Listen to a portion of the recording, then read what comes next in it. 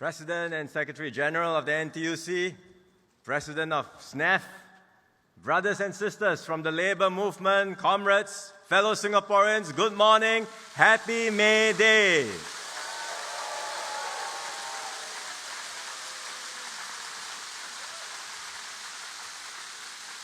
It's so good to be here and to see all of you gathered together for this happy occasion. I've spoken at May Day rallies before, but today it's my first time doing so as your Prime Minister. Thank you for the warm welcome.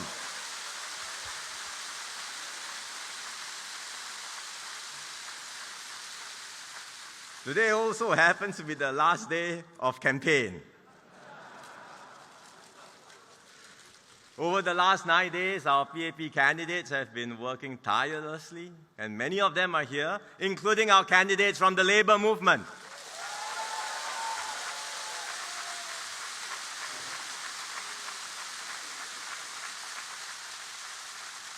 We've walked the ground from dawn to dusk. We've knocked on doors. We've met Singaporeans all over Singapore in markets, coffee shops, and MRT stations. Through it all, we've been supported by activists and volunteers, including many brothers and sisters from the Labour Movement. So thank you. Thank you, everyone, for your unwavering support.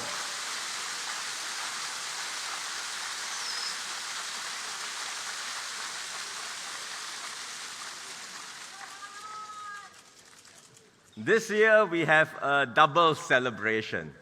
We have May Day, but we also have SG60.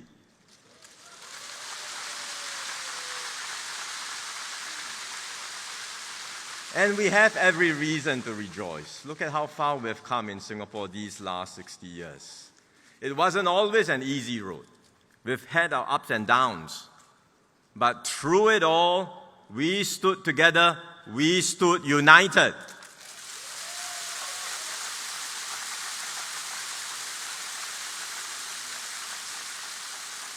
And our workers gave their all to building this country. Our unions stood shoulder to shoulder with us. Singapore today is a testament to your dedication and resilience. This is your achievement.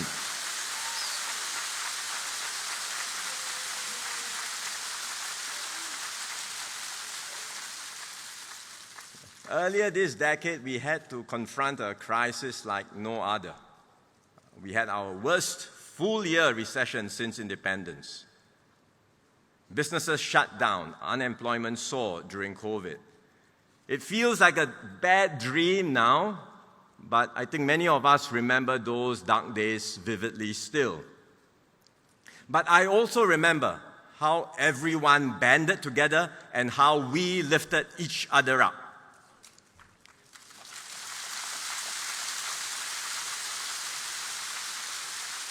And NTUC was at the front line of all this. You led the charge to protect our workers. You worked with companies to minimize retrenchments and to negotiate fair retrenchment benefits. You helped our displaced workers find new roles through the Job Security Council, which Sec Gen mentioned just now. You provided assistance to those who needed it through the NTUC Care Fund and the Self-Employed Person Income Relief Scheme, SERS. Because of your actions, we were able to minimize the impact of COVID. Our workers, especially those across essential industries, whether it's cleaning, security, healthcare, power generation, continued working hard to keep Singapore going through those difficult times. For workers who were impacted, we helped them find jobs quickly. In areas where it's critical, we helped to retain our capabilities. And so when the pandemic stopped, we were able to bounce back strongly.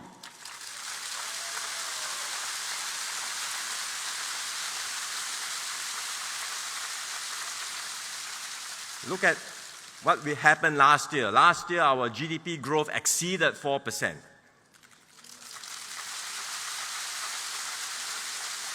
Remember in 2020 how Changi Airport was like a ghost town, literally. Earlier this year, traffic is already back at pre-COVID levels. And in 2 weeks' time, we are opening Changi Terminal 5.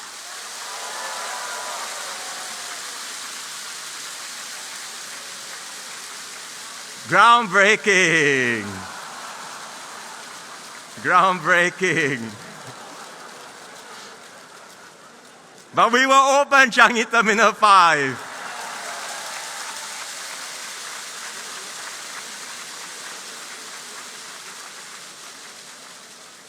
At Chinese New Year this year, I visited the airport. I met many workers and union leaders. There were smiles all around. I asked them, how was your bonus last year? The smiles got bigger.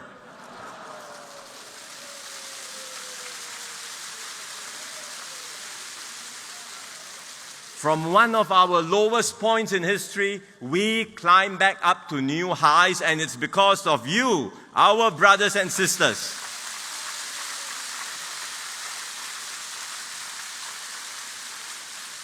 So this year's SG60 May Day is a tribute to everyone in the labor movement.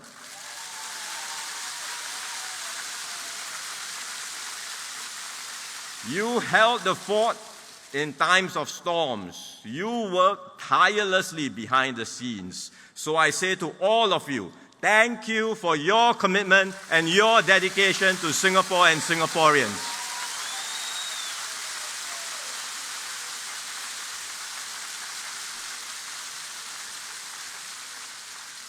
Unfortunately, just as we thought we were entering calmer waters, now a new storm emerges.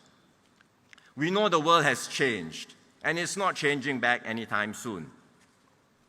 This is not just about what one country does. The fact is, trade barriers are going up, and the rules keep shifting. The tensions between the major powers, especially America and China, are heating up and will continue to do so. They are already in a trade war. Tariffs between them are sky high. Even China-built ships going to the US are being taxed. And most of the ships are built in China. So you can imagine what will happen to global logistics. America is also targeting other regional countries they think are bypassing their rules. For example, America has tariffs on solar panels from China. But they can see that Chinese firms are going to ASEAN countries to make these panels and export to America.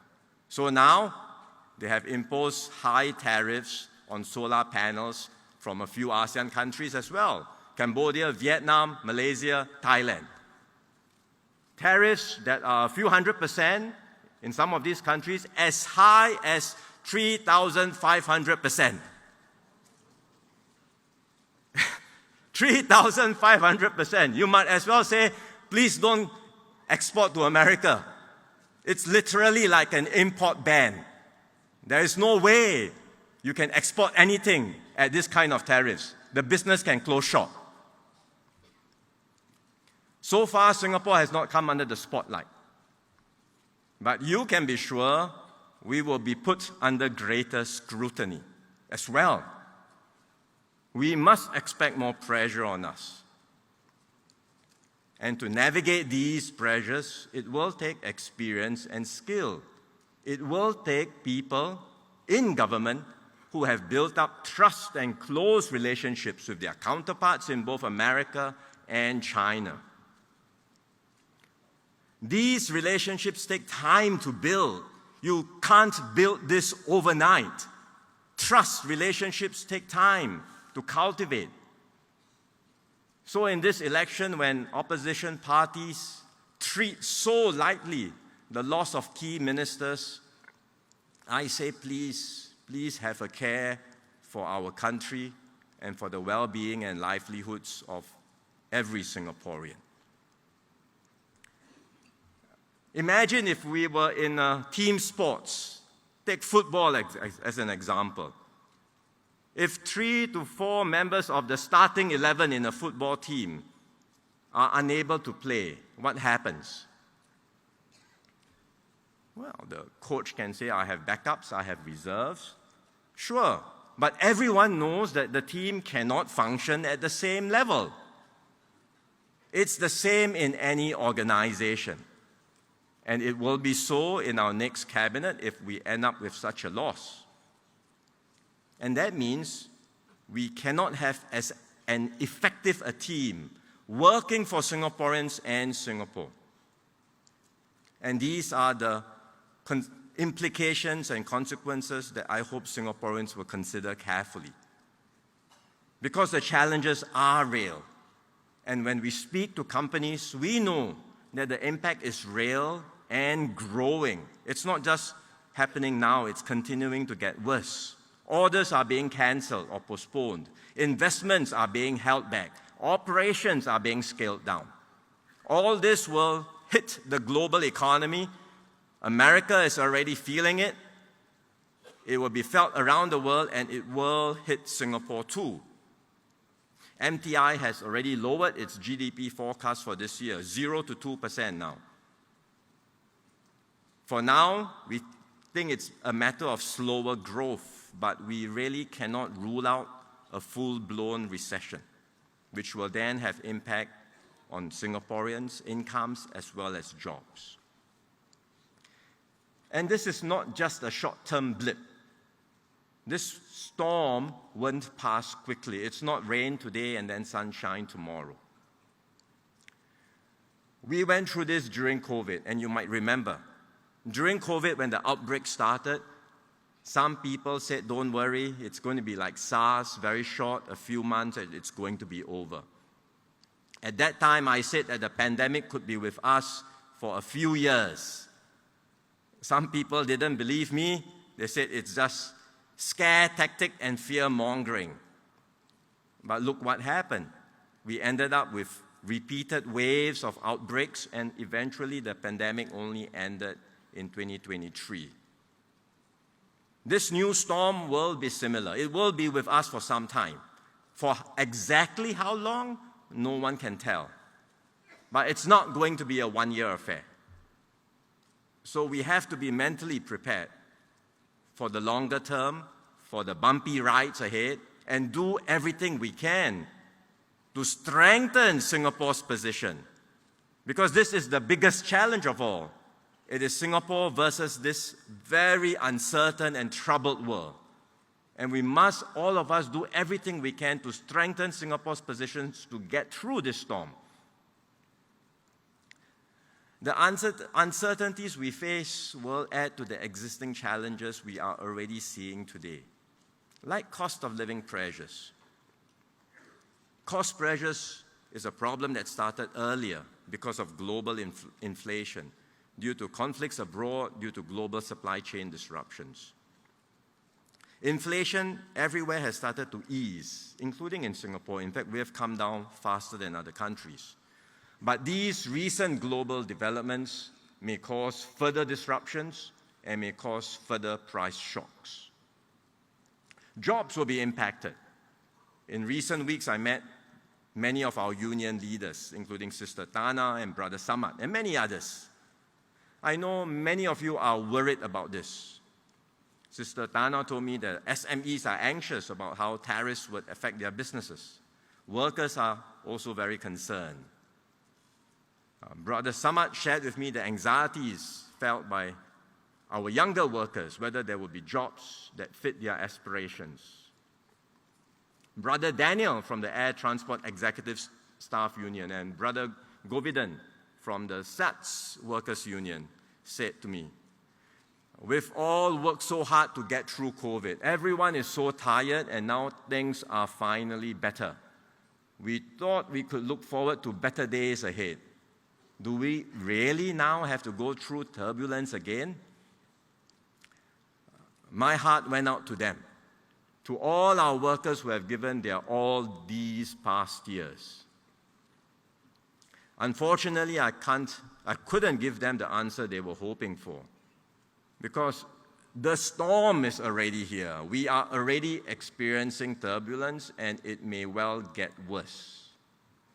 But what I will promise is this: we will face this storm together.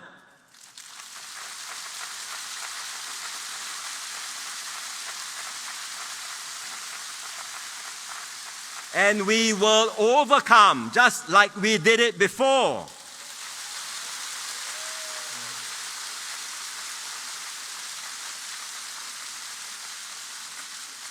This is why even during this campaign period, my team and I have not stopped working. We didn't press pause. We simply couldn't afford to. I've been speaking with other world leaders, strengthening partnerships and securing new opportunities. Gan Kim Yong, Tan Si Leng, and others have been on call with their counterparts, keeping our economic ties strong and working out new frameworks for trade and investments. Just like all of you in the unions, we share your concerns for our workers, because every worker matters.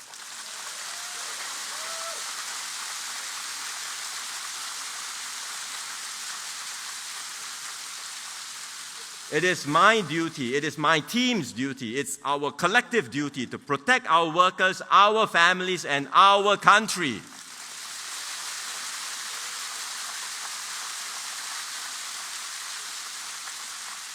And that's why we take this election so seriously, and that's why we want to be upfront and honest with Singaporeans about the challenges we face.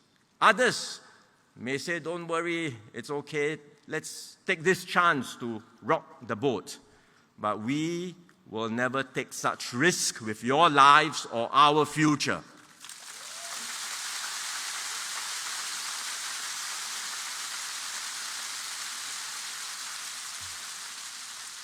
The PAP will always look ahead to anticipate and tackle challenges. And as a government, that's what we have always done.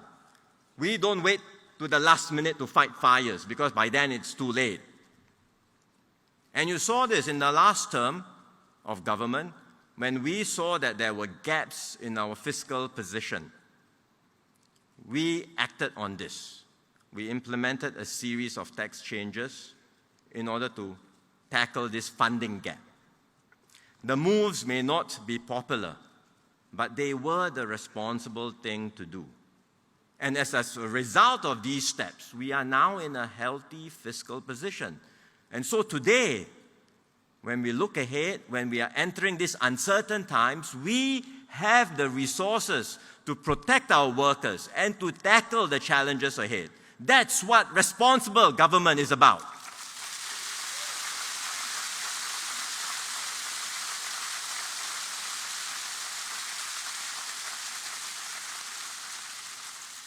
In this year's budget, I had announced a comprehensive package of measures for households to ease your cost of living concerns, for workers to uplift wages and boost your skills, and for businesses to restructure, transform, and stay competitive. The measures in the budget are still being rolled out progressively over the next few months. We will monitor the situation closely, and if conditions worsen, we are ready to do more. We will continue the help for as long as it is needed, and we will ensure we get through this storm.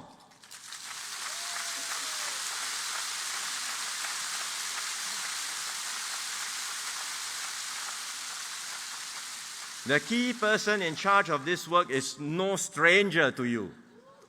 He is no stranger to the whole of Singapore. He is none other than Gan Kim Yong.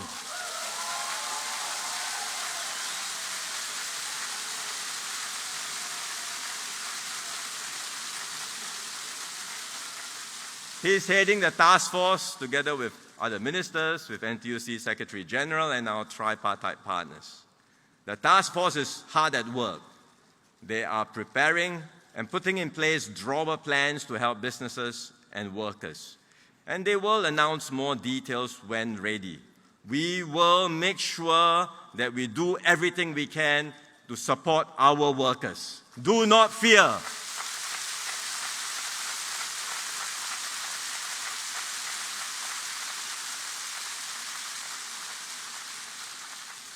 Brothers and sisters, the challenges ahead may be immense, but fortunately it is not all doom and gloom. Even in the darkest of storms, there are rays of light, new opportunities for those who are prepared. And I want to make sure that every worker in Singapore is prepared.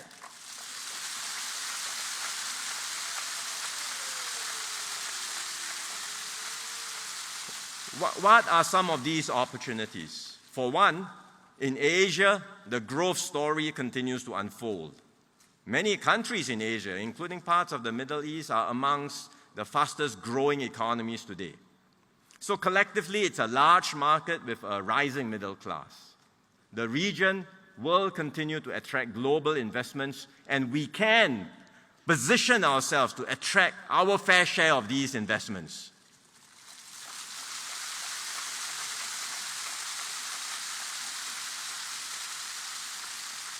Beyond Asia, we see potential in emerging regions like Latin America and Africa. Our ties with these regions are limited today because of distance, but the Singapore brand is known and respected there, and we can do more to link up with them for mutual benefit. So while others see risk, we are always on the lookout for new openings and new opportunities. In fact, over recent months, I've met many CEOs of multinational firms. They see the potential in Asia. And within Asia, they want to diversify their presence. So they are keen to do more here in Singapore because they see Singapore as a reliable and a pro-business hub, secure, stable, and trusted. So let's keep this going for as long as we can. That is our competitive advantage.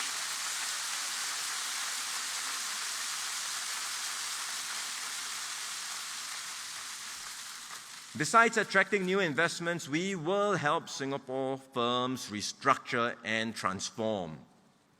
Several have established themselves as regional or industry leaders, like Grab and Razer, just to name a few. We will do more to help the SMEs scale up. There are many government schemes that can help them to transform and improve their productivity and also expand overseas. But what is very heartening is that it's not just the government doing this. NTUC is doing its part to help them too.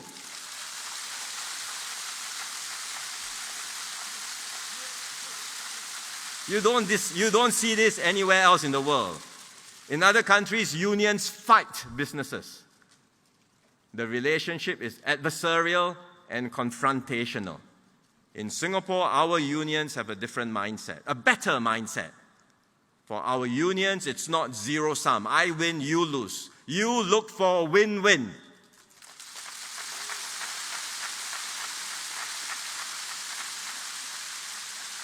And a very good example of that is the company training committees.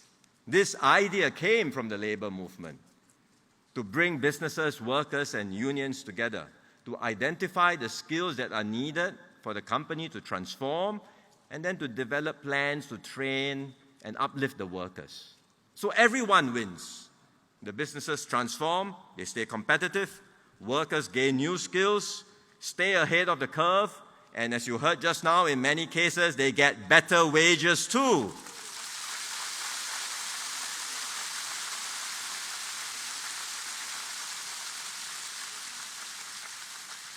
When the CTC idea was first presented to the government back in 2019, we supported it wholeheartedly. Swee Keat was then finance minister, and he gave it his full support.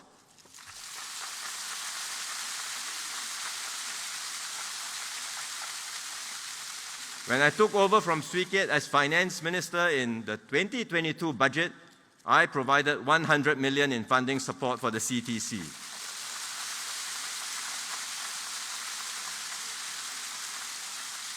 The funds have been put to good use, and we see many positive outcomes. And last year, NTUC applied and asked for a top-up. So in this budget, I was happy to provide another 200 million of funding to help NTUC scale up its CTC efforts.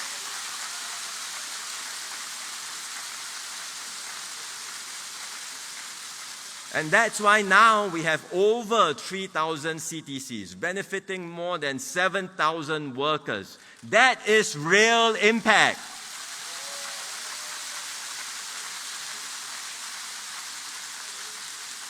It is real transformation for businesses and for workers too.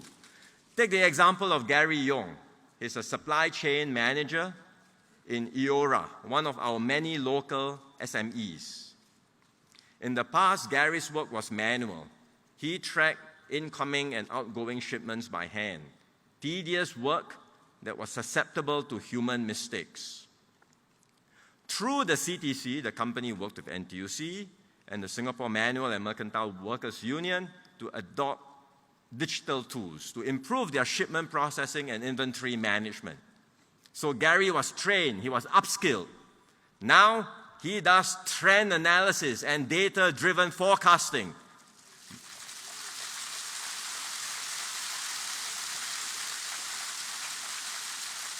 Bigger job, bigger responsibilities, higher pay.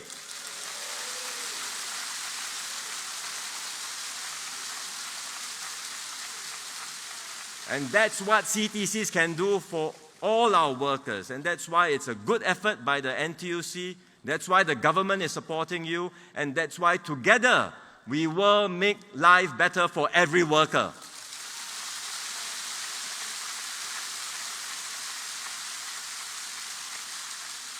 We will continue to back every worker across every stage of life. I know that new graduates from our institutes of higher learning are concerned. They worry about getting a job, about building their careers in these uncertain times. I say to you, don't worry, we will be there for you.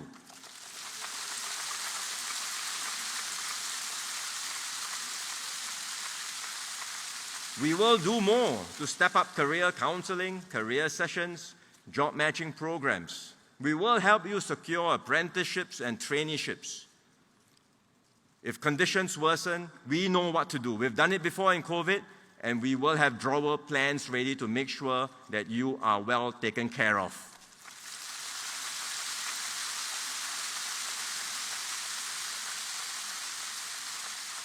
Some young people I meet are keen to pursue careers in different, less conventional paths, in arts, in sports, in media, for example.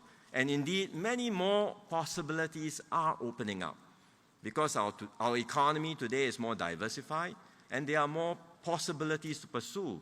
There is also more government support in these areas.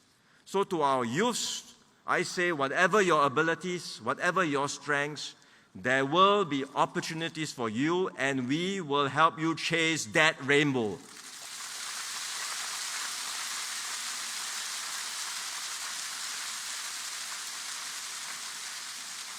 For those who are already in the workforce, especially for mid-career workers, we know the pace of change and innovation will be faster than ever. And that's why we invested heavily in Skills Future, to give you a substantial injection of skills. And many have benefited from these programs. In my budget speech this year, I cited the example of Ms. Zarina binti Abdul Rahman. She started out as an intern in Randstad Sourceright. This is a global recruitment agency. She's now an office administrator. But she is full of spirit, she wants to do better, and so she's upgrading her skills in business operations through a part-time diploma. She can't do a full-time study because of her work and family commitment, but she's doing a part-time diploma in business practice in Nanyang Polytechnic.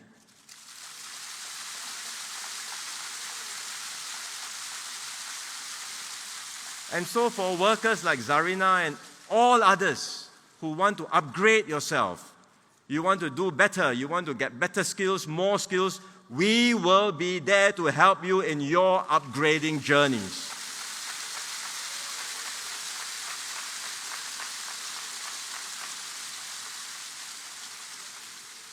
There are also seniors in our workforce. Many tell us they would like to continue working. Some say it's not just because of the income, but they see work as something that gives them dignity and purpose and enables them to stay active and healthy. That's a very positive mindset to have, and we will do more to support you.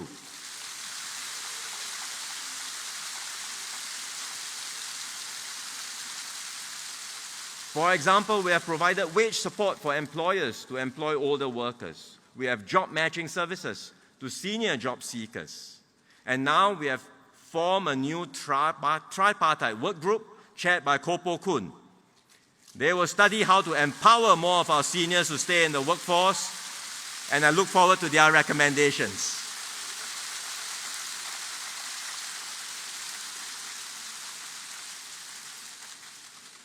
This is the way for us to secure a brighter future, even in this changed world. Between the PAP and the NTUC, we discuss and we have put together these plans. And as symbiotic partners, we will deliver them.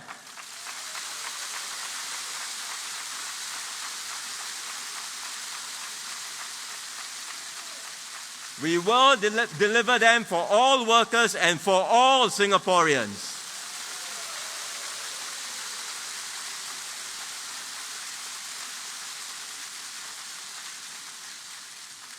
There is a reason why we can achieve so much together here in Singapore. All this didn't just happen by chance. It happened because of one thing: tripartism.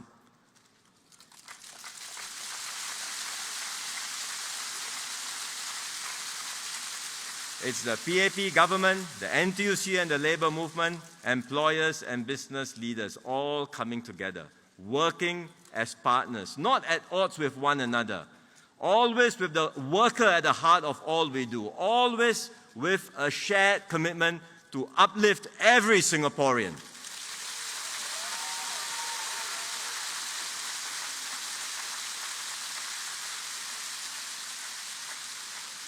We do not agree all the time. In fact, we often disagree. I assure you there is no groupthink. If there is groupthink, Singapore would not be here today.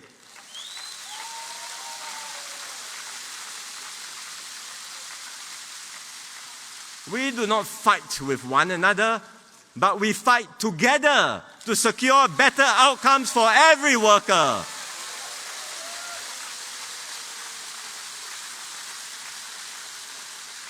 And because of the deep bonds of mutual trust and respect, we can always find ways to accommodate one another, to give and take, and to find the best way forward. So, brothers and sisters, you've heard this before, but it's worth reminding ourselves and repeating how unique, how exceptional this situation is here in Singapore. Just look around the world. You don't find a similar model like this. Let's cherish it. Let's protect it. In other countries, unions will stand across the picket line, protesting, agitating, tearing down.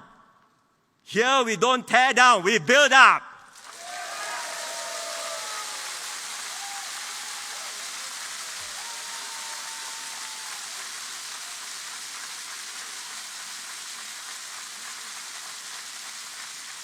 Here in Singapore, our unions are partners in nation building. You are not at the sidelines. You are at the decision-making table.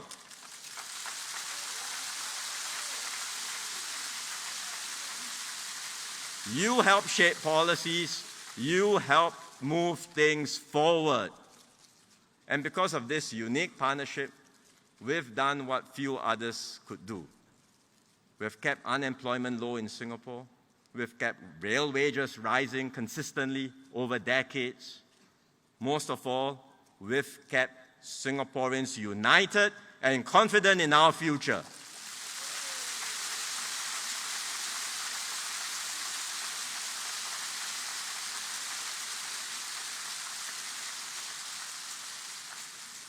Ours is a partnership forged in crisis and tested by time, through every downturn, through every major transformation, through every challenge we face together. And for me, it was forged, in particular, battling COVID together with all of you, side by side.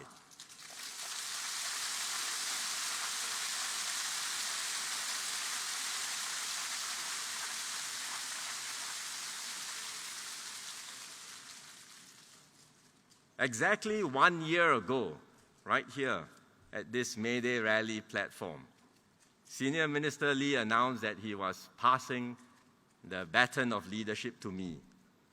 You were the first to witness the beginning of this leadership transition. This election will mark the completion of the transition.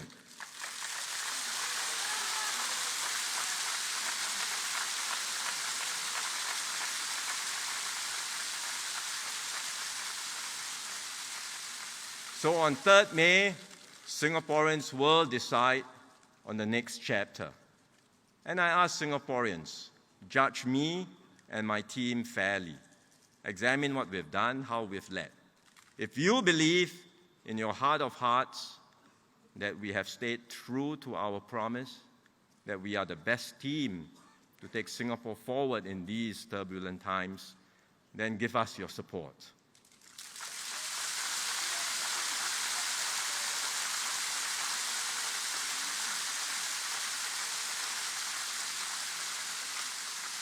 Whatever the outcome, I want to give all of you my word as Secretary General of the PAP. The PAP will never step away from the labour movement.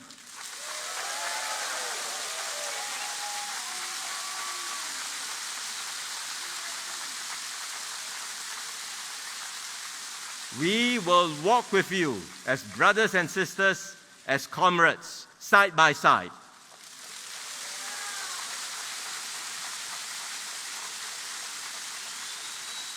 We will work with you, shoulder to shoulder, for a better and brighter Singapore.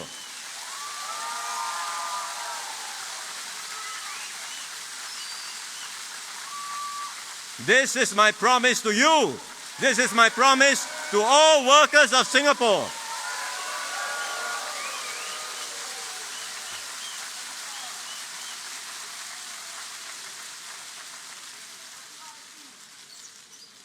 The road ahead will not be easy. The winds will be strong, the seas will be rough. But if we stay united, we will weather this storm. Together we have built this miracle called Singapore. Now, we must sustain it. We must renew it. We must continue to write the Singapore story.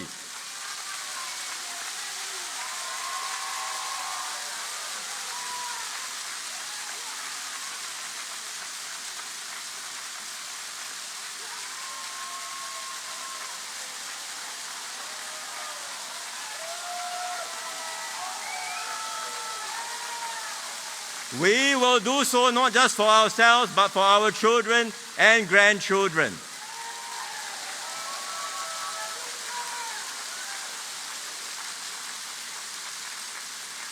So let us go forward with new resolve.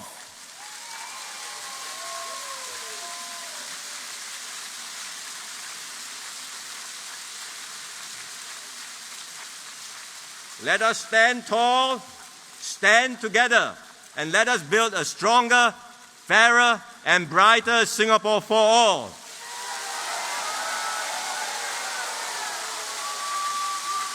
Majulah NTUC! Majulah PAP! One more time for Singapore! Majulah Singapura! Thank you. Happy May Day, everyone.